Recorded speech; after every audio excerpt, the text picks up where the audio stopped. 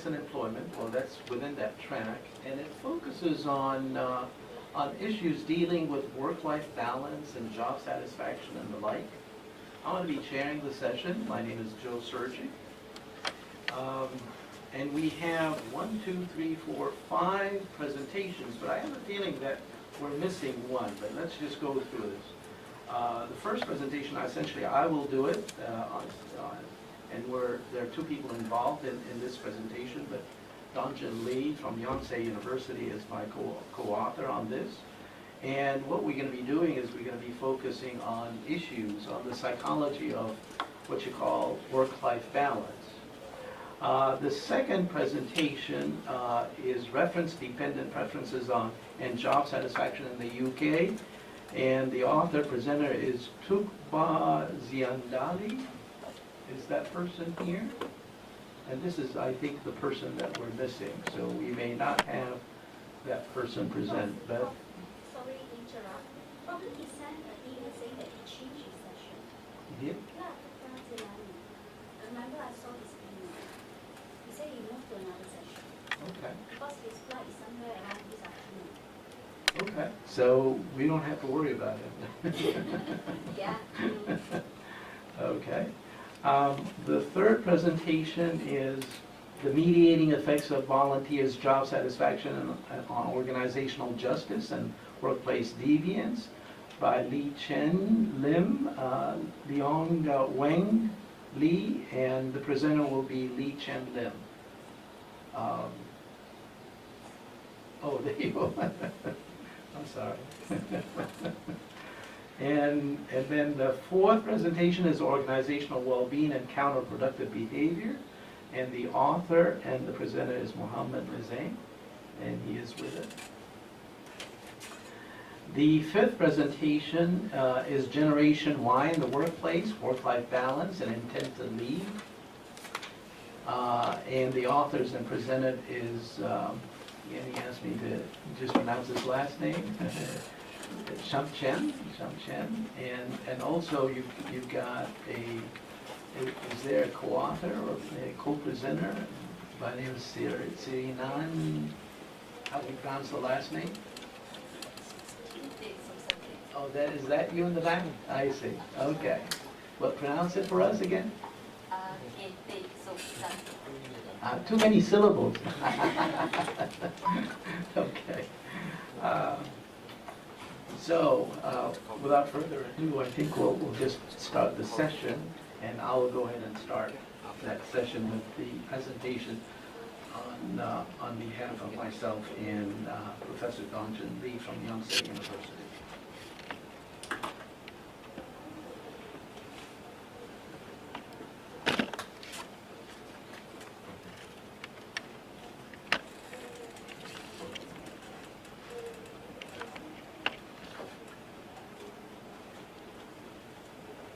Okay, what we're going to be doing is talking about the psychology associated with work-life balance. The literature on work-life balance is voluminous, meaning that there's so much research on work-life balance, which is great. And much of that literature can be categorized in terms of these 3 programs of research, or what you call, theories. One is work-family conflict, and so, again, the idea is that people feel stressed out, and there's a great deal of conflict between work life and family life, and all the drivers, all the factors that lead to that, and what are the consequences associated with work-life conflict in terms of life satisfaction and other types of quality of life issues.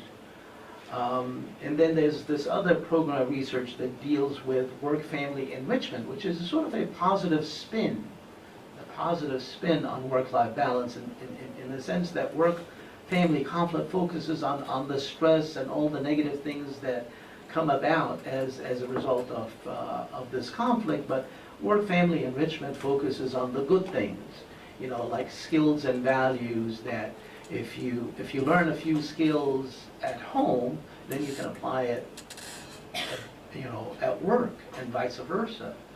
The same thing is that you feel good about your family life, well, that sort of spills over on work life, and maybe maybe the converse. Then they have, part of that program of research, breaks down into a conjoint between conflict and enrichment, and there's all kinds of other measures, metrics, models that deal with the two combined. So what we're trying to do is try and shed more light on the psychology behind this. Of course, those programs of research, they have their own theories, psychological theories mostly, and we're going to build on those. We're going to talk about the psychological principle associated with work-life balance. And to start out, one of the theories that seems to be very popular in quality of life studies is what we call bottom-up spillover theory of life satisfaction. And you can actually think of, if I have, yeah. This is a good graph, a good figure that shows how does that work. So bottom-up spillover theory of life satisfaction says whatever you do at work or any given life domain, the affect, the feelings that are generated, in relation to that particular activity tends to spill over, this is where the theory of bottom-up spill over into things like work life and family life, social life, leisure life, health life, material life, and other life domains, right? So whatever you do at work, let's say maybe you're socializing with your colleagues, and you're having a good time. Well, having a good time at work by socializing at work, maybe in a lounge, right, adds to maybe satisfaction in social life, as you can see from at least the connection between work-life activities and satisfaction in social life. Same thing, maybe satisfaction in leisure life. Or something that you do at work, let's say maybe you something at work, there's a fitness program at work that is designed to make you feel good with your health life. So there is a spillover between what you're doing, let's say maybe taking a half an hour program of fitness at work, and that would spill over to satisfaction in health life. And satisfaction in those different life domains, what that does is sort of trickle up, right? So again, there's an infusion of positive feelings, well, positive and negative, could be negative, but again, what we're doing is focusing on the positive right now, to life satisfaction. So when people are asked how do they feel about their lives, again, life satisfaction, which is the very top part of that figure, then that is affected by how you feel about your sense of well-being in those different life domains: work life, family life, social life, leisure life, health life, and on, right? So one's feeling about one's life at large is very much affected by feelings and, embedded or invested in those different life domains. Now, life balance focuses on how people manipulate cognitively, emotionally, the affect they invested in those different life domains to optimize life satisfaction. Notice that I said optimize, not maximize. What we usually do, psychologically speaking, is to try to enhance our life satisfaction, but we don't necessarily try to maximize it. We try and attain a sort of an acceptable level, a homeostatic level of life satisfaction. So we're always trying to optimize life satisfaction. We dip below a certain level, oh, that's bad. So again, we engage in what we call corrective action so that we restore homeostatic balance in relation to life satisfaction. And in doing so, what we do is we manipulate, our feelings in those different life domains in such a way to optimize life satisfaction. And this is where we get into life balance, work-life balance. So, life balance theory of life satisfaction focuses on how people manipulate those different life domains in order to optimize life satisfaction, as you see in this figure. So what Dong-Jin Lee and I have done is we scanned through the literature and we're able to generate 8 different principles, 8 or 9 I think, that reflects the psychology of how people manipulate those different feelings in those different life domains that ultimately optimize life satisfaction. And the first principle is that we have to engage, see this hierarchy, work-related activities, excuse me,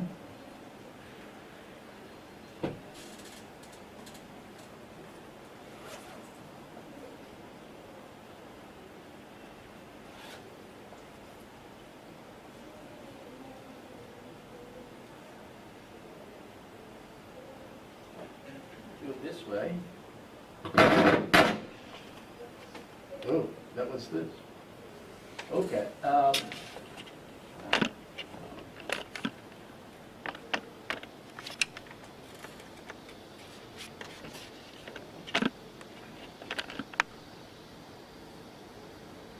So you see, again, this is based on this whole idea of bottom-up spillover. We have life satisfaction at the very top, and we've got work-related activities at the very bottom of the pyramid. And there's a sort of a mediating factor, psychological factors that goes from here to there. The first thing that we want to talk about is engagement in social roles and multiple life domains. And the idea is that in order to optimize life satisfaction, you have to engage in different types of social roles in different life domains. So it's not good enough to just be totally immersed in work life. You have to have a social life. You have to have a family life. You have to have a leisure life. You have to have a community life. And the reason behind it, the psychology behind it, is because there is what we call satisfaction limit. There's only so much satisfaction that you can get from any given life domain. So if you're totally absorbed, if you're a workaholic, if you're totally absorbed in work life without having a family life, a social life, and so forth, then there's only a certain amount of satisfaction that you'd be able to get out of that domain, and that may not be enough to help you optimize life satisfaction. And there's quite a bit of evidence to suggest that. So this is one psychological principle that says, yes, you need to be engaged in much more than one domain. If you're a workaholic, it's not likely at all that you will be able to achieve an optimal level of life satisfaction because of the satisfaction limits. The second principle is this business of engagement in roles in health, love, family, material, social, work, leisure, and culture. These are the kinds of roles that would satisfy the full spectrum of human development needs. So if you're looking at something like Maslow's hierarchy of needs, well, we've got basic needs and we've got growth needs. So, basic needs, we're talking about, physiological needs, and we're talking about safety needs and the like. And then you've got growth need. In order to feel satisfied with your life in total, you have to be engaged in the kinds of roles that would satisfy all these needs, growth as well as basic needs. And you can't do it by just focusing on work, on social roles in work life. So by definition, if you want to get there, if you want to optimize life satisfaction, you have to be engaged in social roles, in those types of roles, in order to satisfy basic needs as well as growth needs. You know, I'm definitely not going to be able to go through these 9 principles because, again, we've got these other presentations. So I'm going to just wrap it up with the 3rd principle and just give you an idea what the other principles are and cut it short that way. The 3rd principle is you can't just be engaged in the traditional roles. Being engaged in new roles and new activities tend to take care of this business of diminishing satisfaction, because if you're doing the same thing over and over again, you become so habituated to the point that you don't get enough satisfaction from the same role. So what you do is, in order to optimize life satisfaction, you engage in new things. You're always seeking novelty, and if you're trying to change the sort of the landscape of your life, so to speak, you know, once in a while, that helps a great deal to optimize life satisfaction, right? So even in the context of work life, you have to try different things, and sometimes these different things come into either new social roles within work life as well as in other life domains.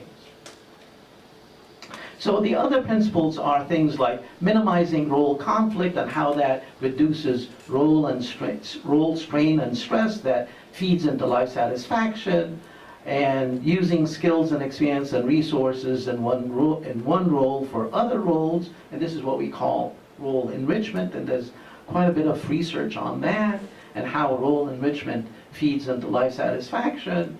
There's another principle which is integrating domains with high satisfaction. We talk about it in terms of positive spillover, and there's quite a bit of literature and research on that, and how positive spillover, again, feeds into life satisfaction. There's another one which is what we call segmentation. Segmentation is how you compartmentalize those different life domains, especially those domains that you feel very dissatisfied in. Let's say, for example, if you're not very happy with your work life, then you don't bring in your troubles to the family. So people, what they do is they have those coping strategies that will allow them to segment work life from family life, so that if things go sour in work life, you know, that would not sour their family life. That's what we call segmentation.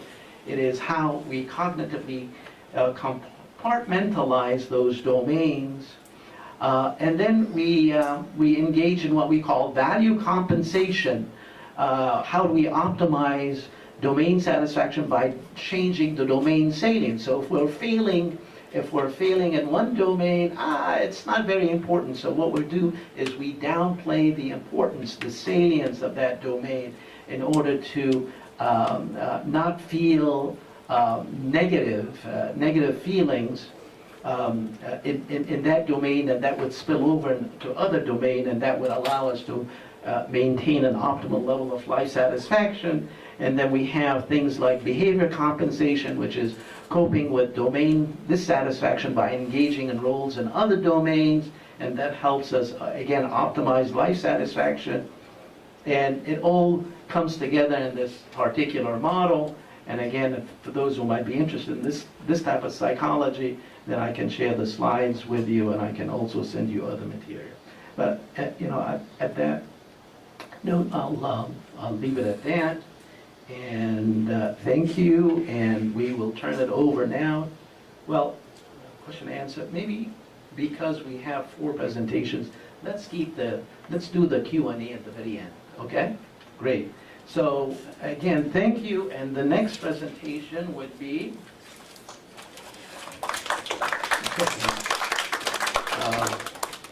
the next presentation. Again, we don't have the next presentation, so we're going to go to Chen Lim, and the floor is yours. Hi, good morning, everyone. Is my voice loud enough? about the mic? No. Please, no. Because if As long as you don't touch it. Does that become harassment? Okay. Good morning.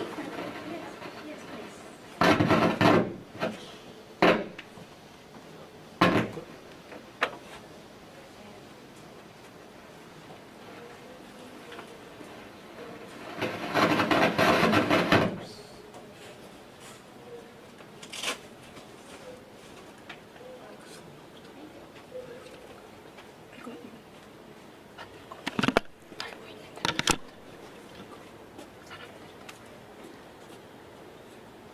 Hi, good morning. Okay, this is my PhD topic, part of my study. Okay, I'm bringing another new perspective. This one is organizational well-being as well as individual well-being. Okay, my presentation is kind of informal. This is how I actually do lecture in class. So actually, I hope that enjoying it rather than being so formal, and as well as I'm shivering here.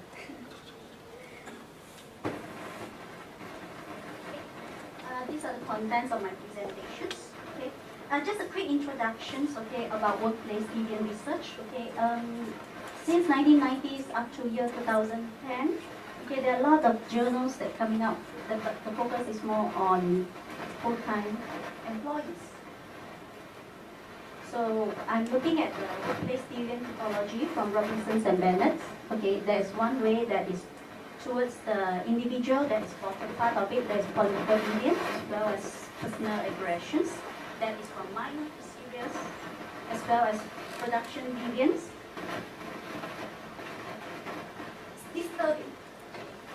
Okay, minor to serious, this one is organizational deviance.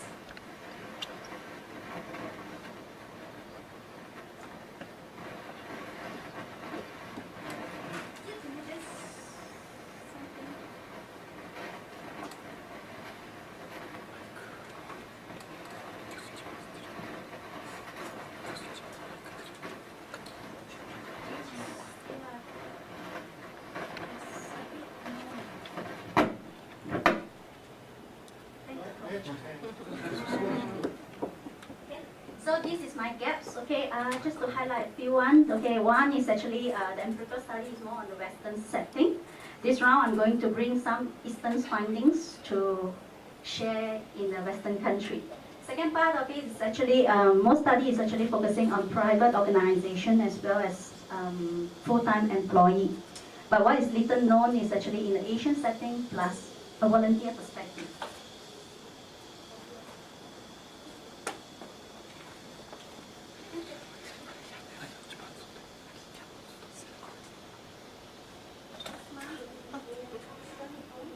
Speak directly on the mic.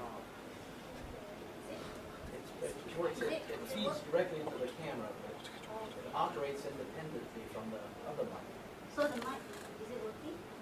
The mic This is one, working. this one is a different thing. This one is. Yes, it feeds directly into this mic. I have to use the mic then. Thank you. Okay, moving on next. So I'm using the equity theory perspective by Adam Smith, 1965. Okay, most of the literature as well as they have cited. Okay, what is the importance of organizational fairness, and also the part is actually mostly cited is about distributive. There is money, and also procedural. That means process, but less is given on the interactions, that means communications. Second part is actually about also the job satisfaction, because based on equity theory, Adam Smith. Okay, they discuss about satisfactions and also outcome. That's the journal. So this is my purpose of study. I'm looking at the interactional perspective. Okay, they are divided into two: interactional justice and also informational justice. Interactional is actually about respect, treatments, honest sharing. Okay, and informational is actually a timely communications. Okay, information. And focusing on the volunteer, this volunteer is slightly different from past volunteer. Okay, it's in Malaysia. And also I'll look at the mediating effect of the satisfaction. Okay, in Malaysia we have this emergency hotline 999. Okay, some country is using 911, some country is using 112. Okay, in Korea. So it's a cross-sectional research study. Okay, 500 survey distributed to 5 states. Okay, 346 responses are received. Okay, this is the quick outlook of the demographic. Okay, male, majority are male. Okay, most of them are single. And O level, let me then finish up to the O level. So average actually is about, average age is about 27. Most of them actually being a volunteer for the past 3 years. So this is my measurement models of the model fit because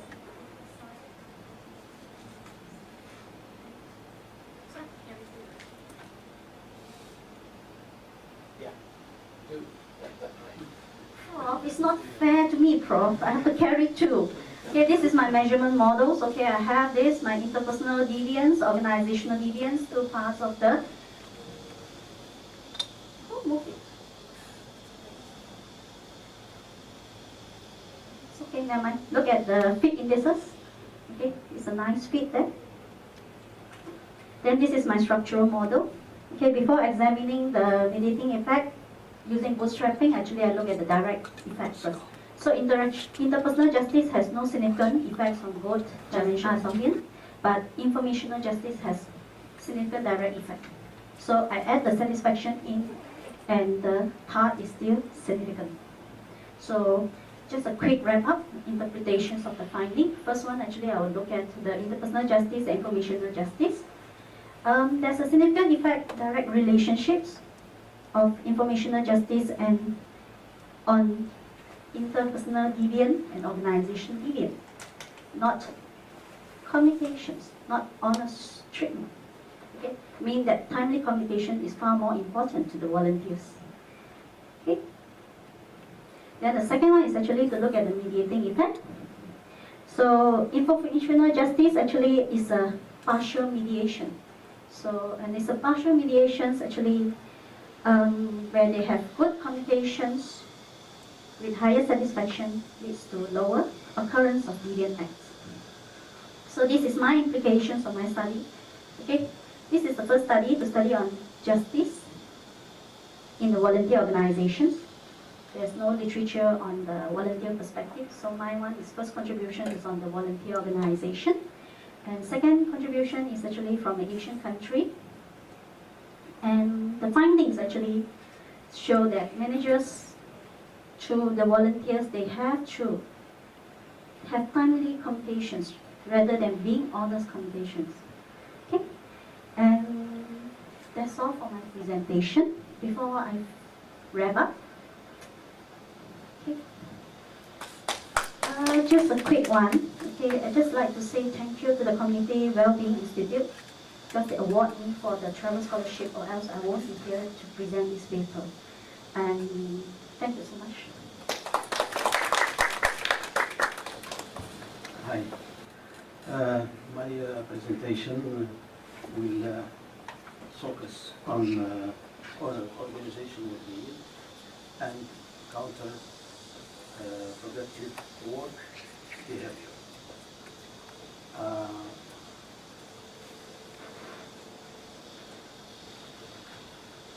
I will be interested in this study on personnel and teacher of 2 universities.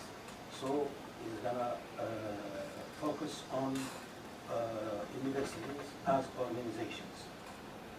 Since we believe that universities are major player in boosting society development, and it assured the dissemination and production of knowledge. So our plan for this presentation, we are going to start with introduction, well-being organization, counterproductive behavior, research problem, and application of research, and finally results and conclusion. Okay, one idea is when we talk about organization well-being, and personal well-being. There is an interaction between well-being, personal well-being, and organization well-being. In the literature, we didn't find a lot of research on organization well-being. The focus is on personal well-being or individual well-being, and that's my intention to look for organization as organization, living organization.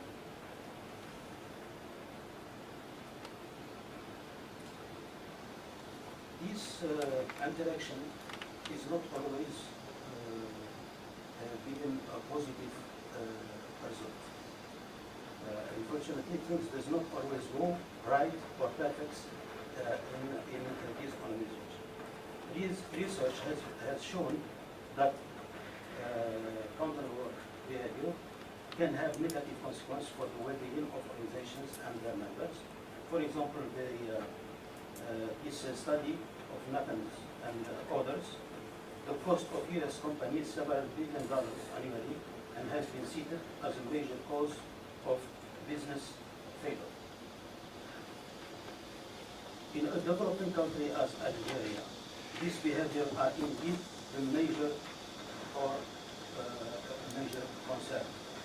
Our effort in this presentation is to cover the negative side of work behavior, so-called and counterproductive work behavior.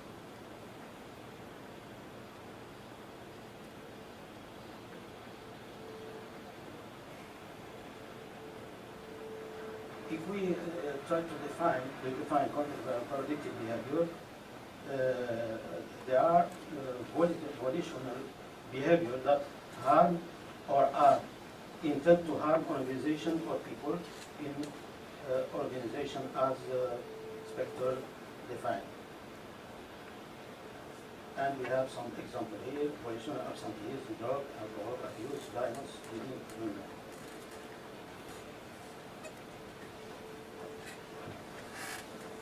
as my colleague already showed in the past presentation, there are minor and severe or major counter work behavior. My research or this study is going to focus on minor counterproductive behavior. So this CWD are intended they can as a target to personnel or organizations. And we have some major causes. What causes the CWD? In the term of individual personality, nature of personality, emotion, moral, aggression, personality trait, or organizational communication in organization, organizational constraint, organizational justice and support, and social exchange. One of the ideas important is they see the counter work behavior as a protest, not as a behavior that negative, but they consider it as a protest to change something wrong in the organization. In our this study, we choose 4 dimensions: individual performance, conflict, discipline, and personal relation.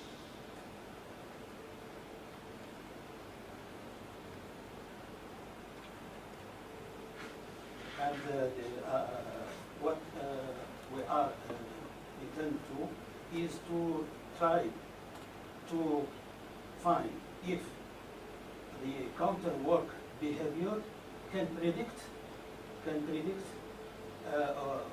organization well-being.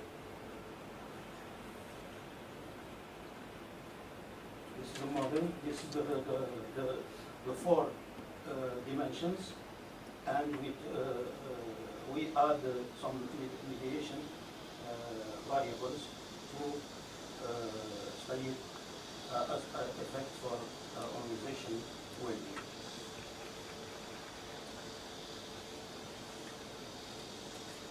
Okay. Data gathered from, as I said, from two universities in Algeria, and the sample was 400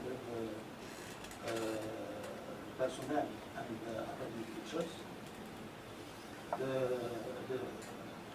The tool or it's a questionnaire was used. 15 items. They were changed. Other were deleted to fit the objective from this counterproductive work behavior CWB 6. This is was intended to measure the counterproductive work behavior. But about the organization, the well-being organization, it was measured by one item, one single item. The question was to how they perceive the well-being organization in terms of success, personal stability, overall satisfaction, and pleasant working place. This is for well-being organization. This is some demographic data about male and female academic staff personnel, and we noticed that the male was 60%, female 39%, the academic staff almost with personnel 50-50.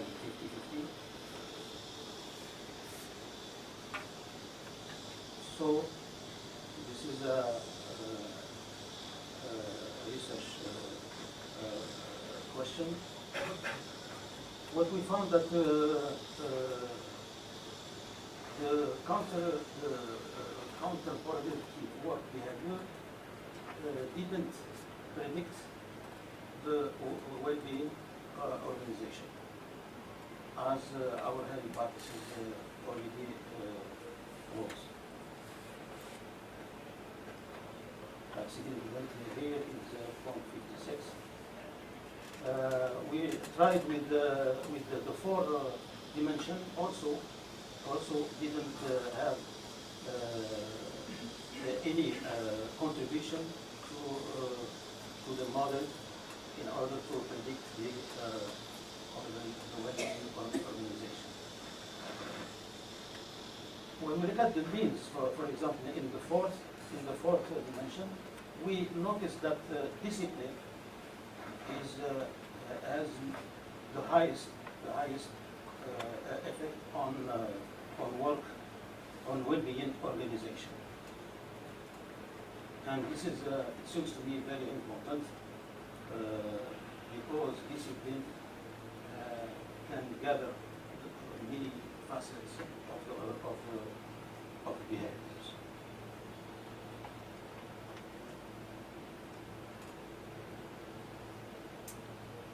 So the result shows no prediction of organizational well-being by CWD.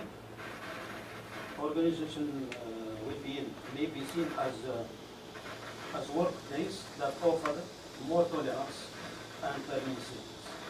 This is how they perceive the work in these universities. That organizations offer more tolerance and more permissiveness to them. And the counter work behavior may seem by personnel, on the other hand, as logic of what the institution offered to them as support, as salary, motivation. The result showed no prediction, as I said, may be perceived, the CWB may be perceived by personnel on the other hand as logic, as I said. We have to note also that the discipline dimension is perceived to have the greater impact compared to other three dimensions.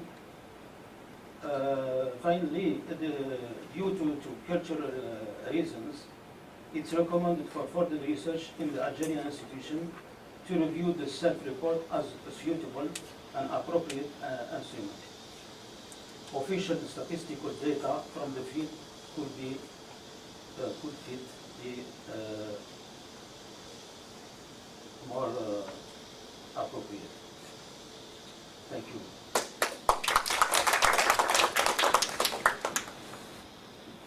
Okay, this will essentially, the title of this presentation is Generation Y in the Workplace, Work-Life Balance and Inclusivity.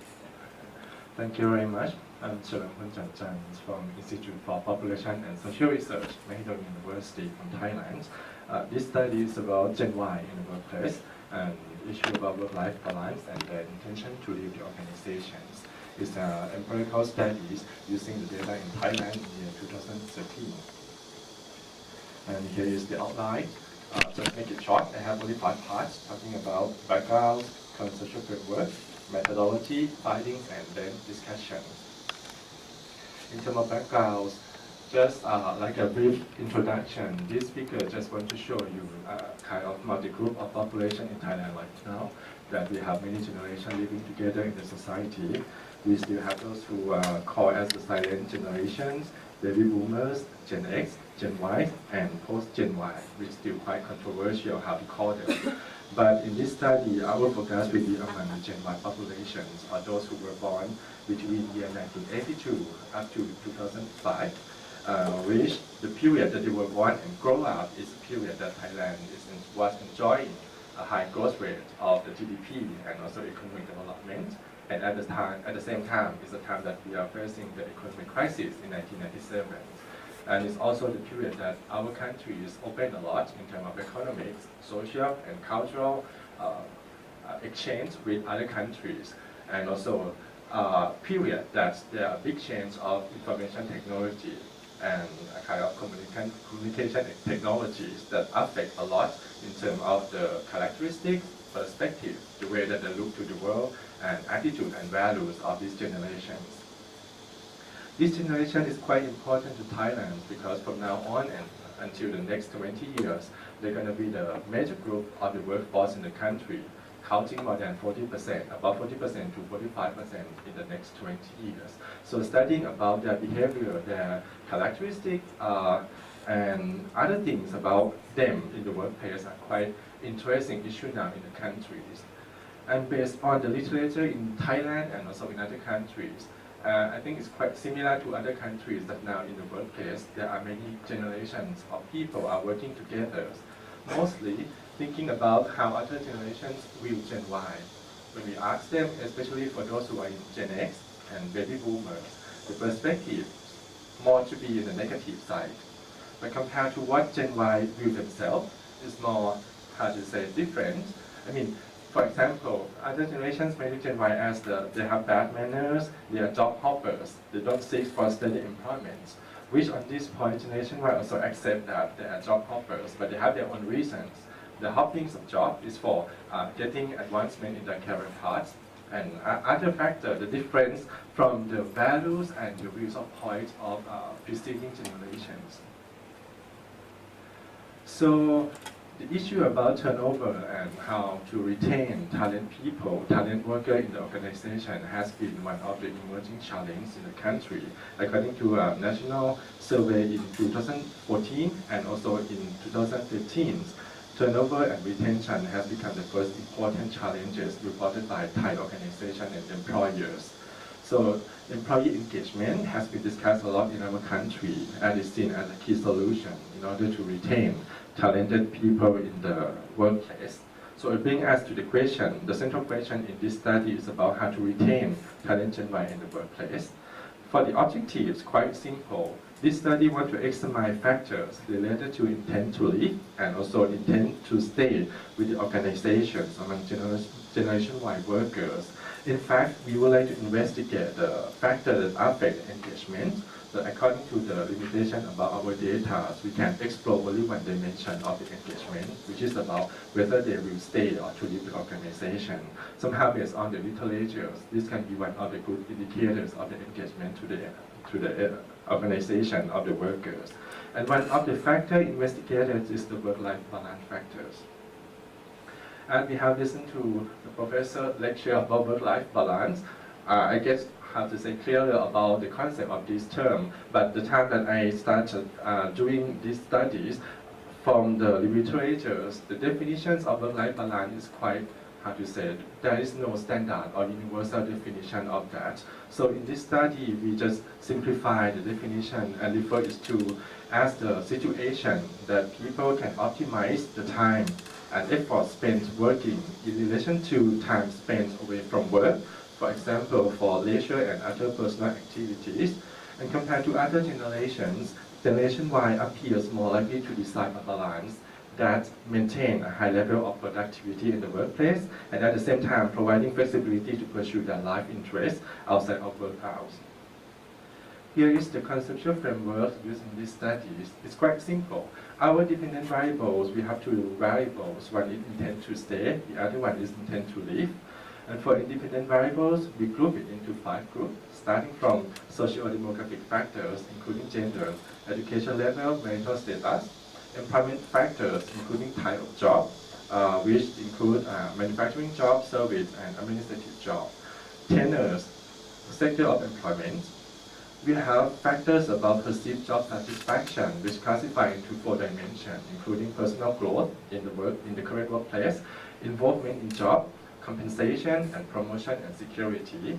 The other one is perceived organization satisfaction, which classified into 3 dimensions, including support from the organization, culture, and ownership or feeling of ownership of the current organization.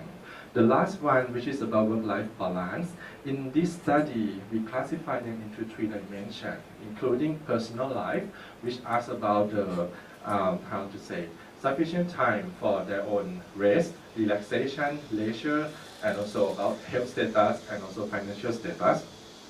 The second one is family life, asking about relationship and time spent with family. Social life, about relationship and time spent with friends and neighbors in the community.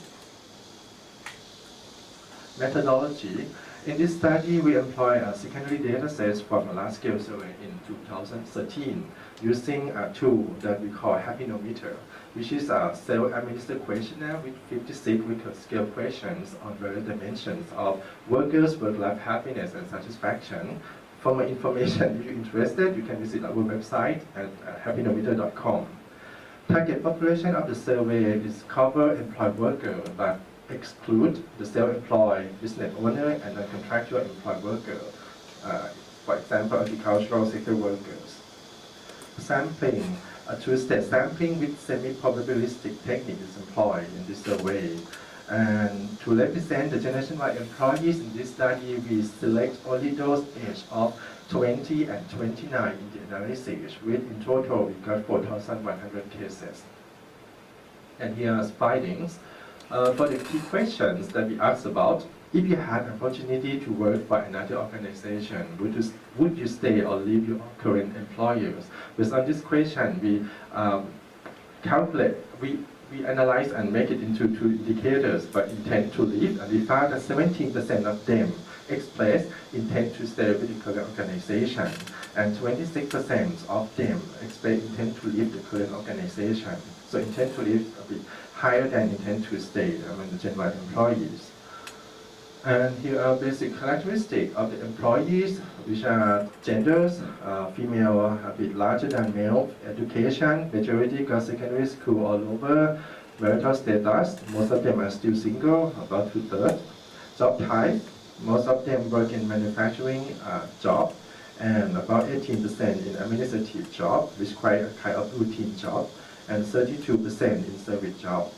In terms of tenure, majority has been working with the Korean organization about 1 to 2 years, followed by those who start working less than 1 year.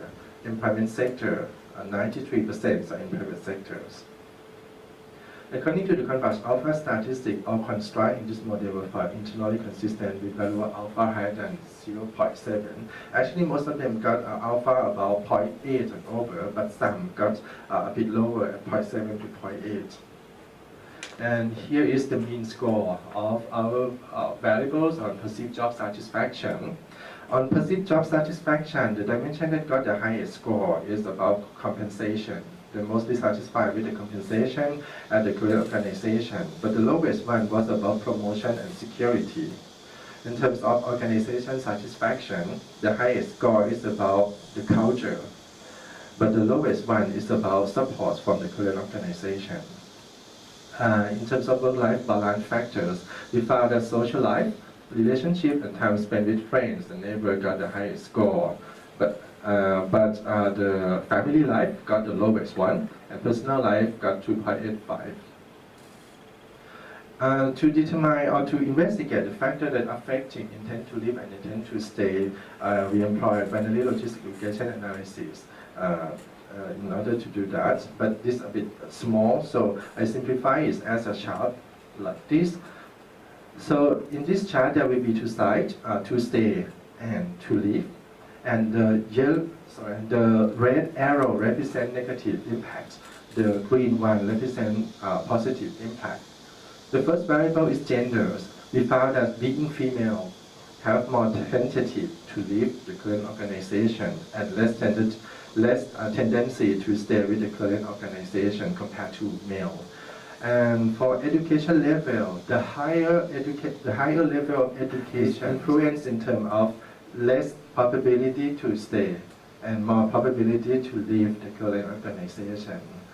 In terms of marital status, married people tend to stay and less tend to leave the current organization. So one strategy is to encourage people to get married in the organization and then we stay with the current organization longer.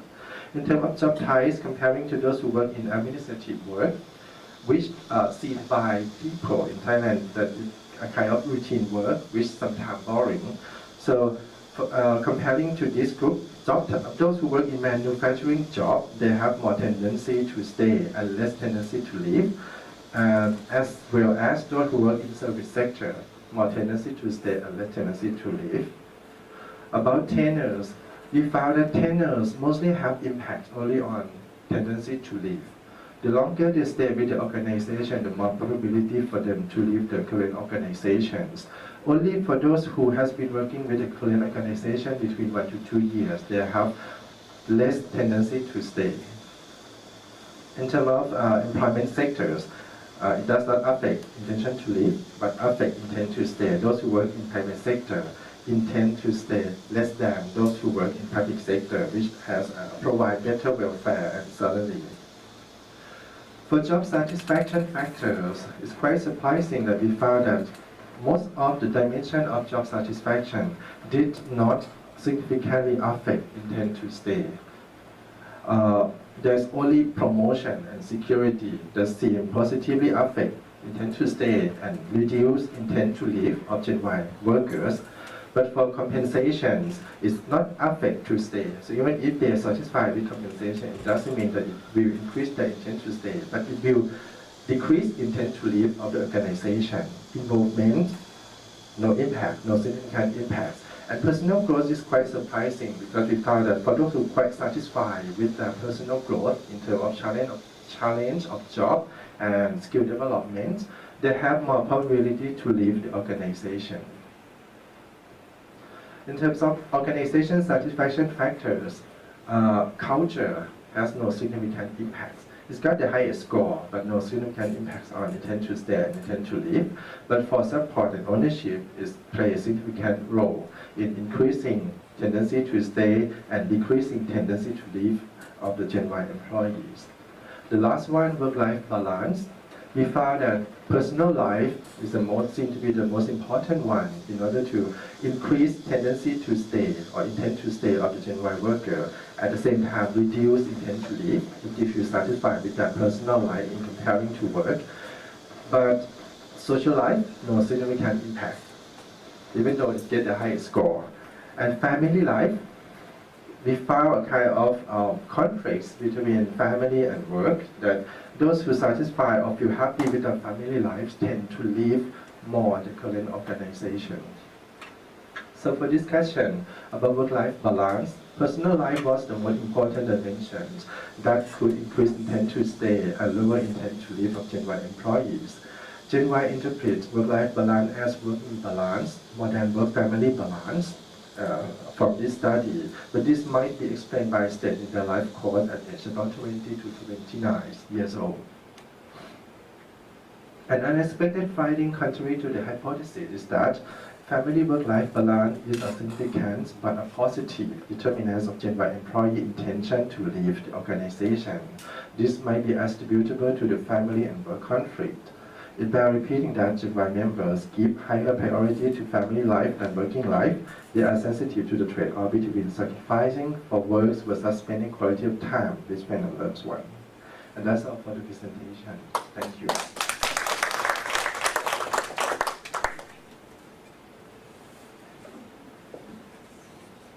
Okay, well, why don't you put your hand around?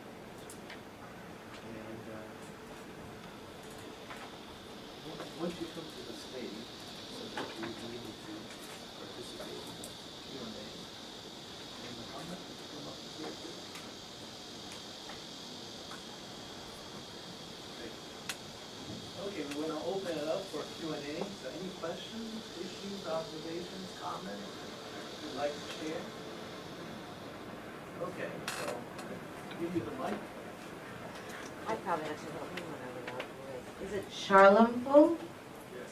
So I'm interested in your study. I did some research with Millennial Search for Public Purpose, they were a self-selected group of American university students from age 19 to 25, where it wasn't really looking at work-life balance, but when you said work-me versus work-family, and so they looked at their purpose, and we were looking to see whether they would be interested in working in public sector jobs where there's a need for highly skilled folks. And so did you look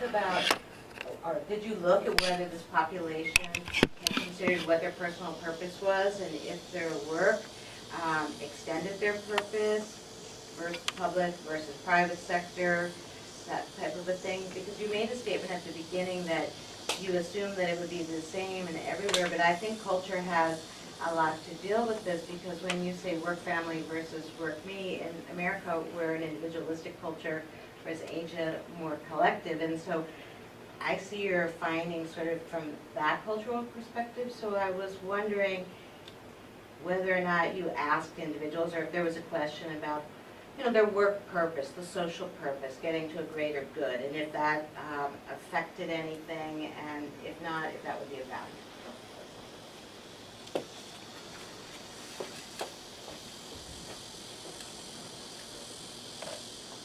That's a good point, and also in my mind to do that kind of investigations, because in this study we employ only quantitative data from the survey in 2013, and actually I think there are many points from the quantitative findings that we need more explanation, as you mentioned about the work purpose of this group of population.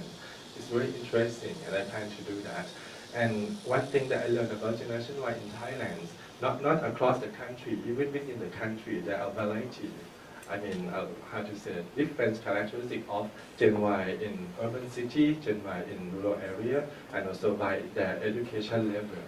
It's very interesting. I plan to do a qualitative study based on that. Thank you. Any comments, observations?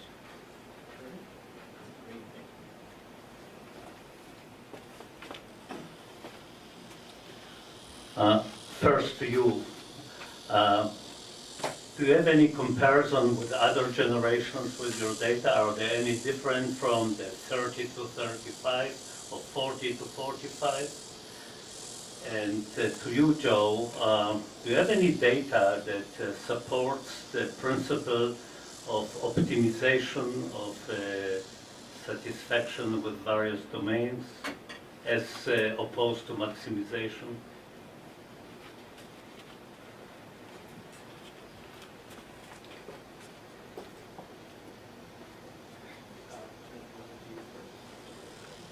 That's another good question and another good point that actually when I did this study with my co-author, Dr. Sirinan, we discussed about actually our data set, we have data for other generation as well, not only generation Y. And from the beginning, actually we include all in the analysis. But we found one difficulties and something that we are not so clear yet about the generational, we found difference between generation or among generations.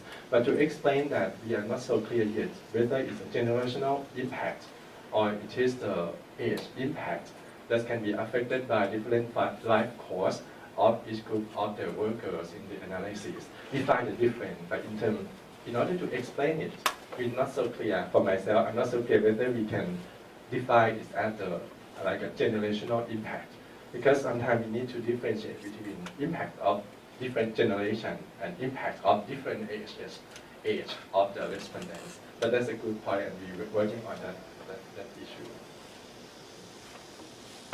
Okay, in relation to the issue of optimization versus maximization, yes, there's there's a whole bunch of studies and quite a bit of literature on that in the quality of life studies. I would refer you to some of the work by a psychologist by the name of Bob Cummings from Australia. He developed quite a bit of research on the idea of homeostatic balance in relation to life satisfaction, that people tend to optimize life satisfaction, not maximize.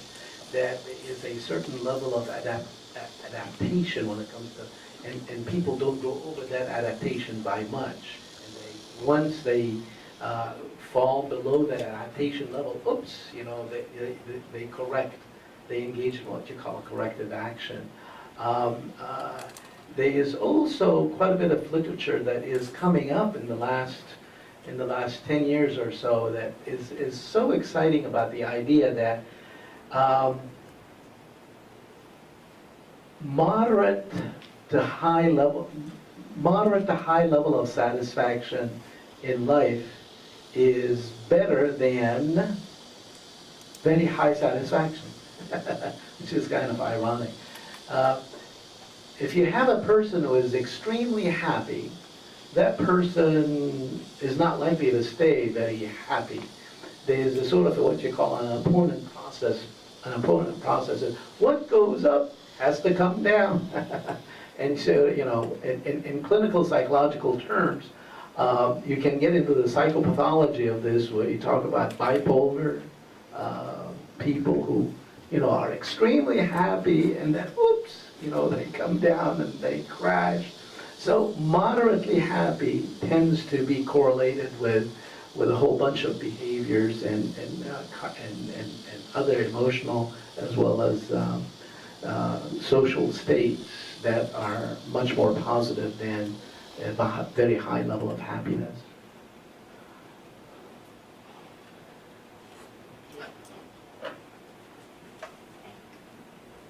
Hi, Chamchan. So I have a question for you and observation for you. The question is your happinometer a standardized tool? And the observation is that, first of all, it's a very interesting work that you're doing.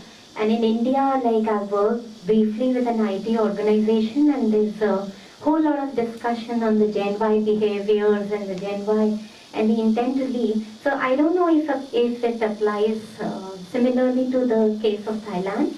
But in India, we feel that they are more creative as a generation, and they have the luxury to be creative because they are well provided for.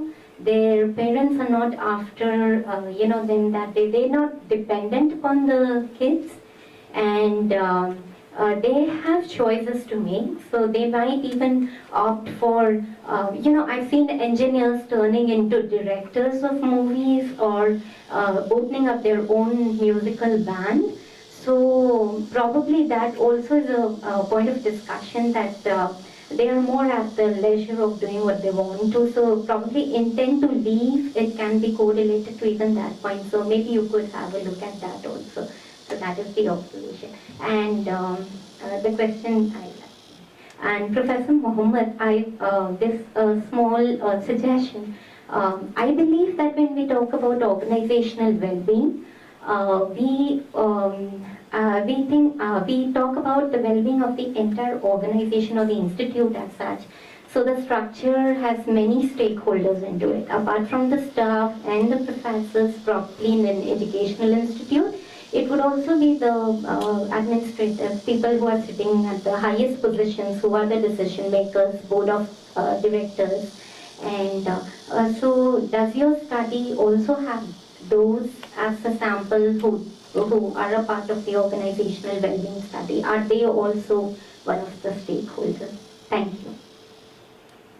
Thank you for your comment. We'll turn it over to, let's start out with. Thank you for your question. In Algeria, the decider in universities are from teachers. So there are they are elected or they are appointed by the Ministry of Higher Education, but originally they are teachers. So the academic staff encompass all the personnel from administrative staff and academic staff. And I think the sample gathered the main personnel in university. Thank you. First of all, thank you for the observation. And about the questions, the happinometer tool is a standardized one, but the development is not based on the concept of work-life balance or job satisfaction or organization satisfaction. It's developed based on the concept we call happy workplace in Thailand. It's a concept from World Wide Health Foundation that they define the happiness of workers into 8 dimensions, like happy body, happy mind, happy soul, happy family, society, and also money, and many others. So the happinometer is developed based on this concept. We have 8 dimensions of happiness. And plus one more about work life. So in work life, we have many questions asking about satisfaction of job, organization, and some can be used in analyzing in this study. Thank you.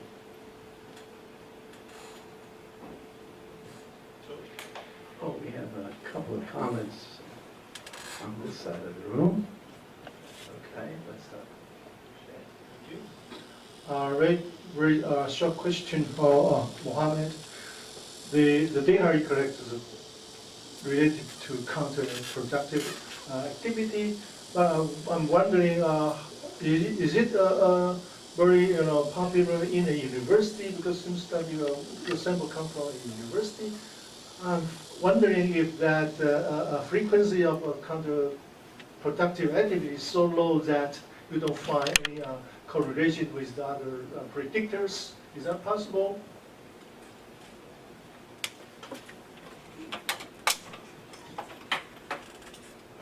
Well, from my experience as a dean of open faculty, I noticed that many behaviors are negative in terms of absenteeism, tardiness, and some, let's say, some cheating student, and also some personnel.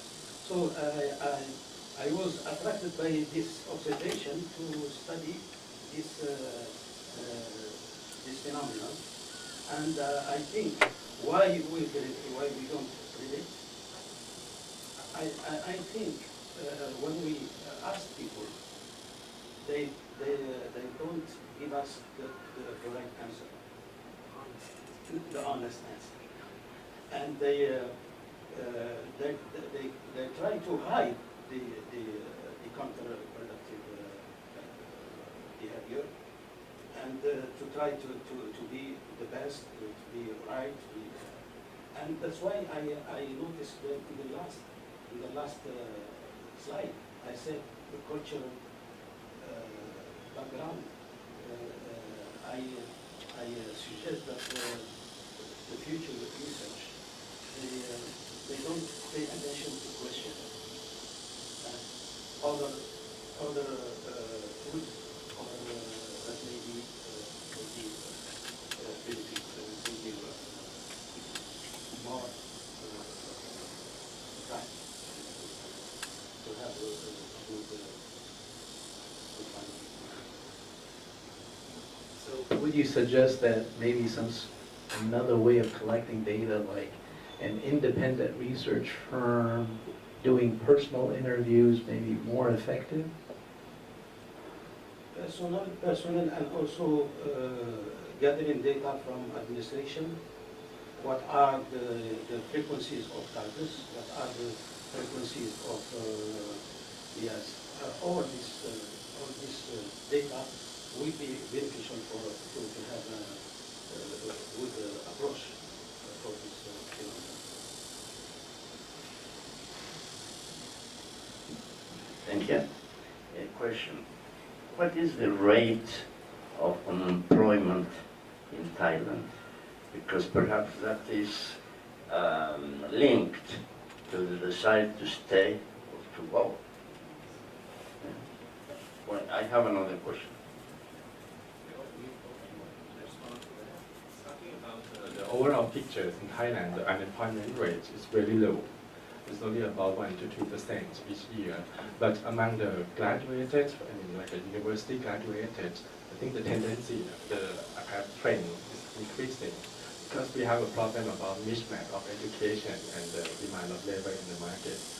But I'm not so sure about my observation. Like in this data set, we seem a little bit biased that we include those who have a kind of not that high level of education, but quite medium, so they don't have this kind of mismatch education problem. Another question, yes. In your results, if I am correct, one of the highest score was about pay satisfaction, right? In many other countries, that item gets a lower score. How do you explain this? Thank you. That's a good question. When I preparing or when I interpret the findings, when we see the score, actually it's quite difficult to say whether it's low or it's high. But what I can say is just compared to other dimensions, is the highest one. Compared to promotion, compared to personal growth, compensation is the highest one. But I'm not so sure whether we can say it's a high score or not. But compared to others, it's higher. And for explanation that why it's the highest compared to others, it's still difficult for me. I cannot explain it clearly, but just just know that they're satisfied with the compensation. I'm sorry that I cannot answer this, but we consider about it. Thank you. Thank you all. We're out of time, so thank you for attending. And thank you all for participating.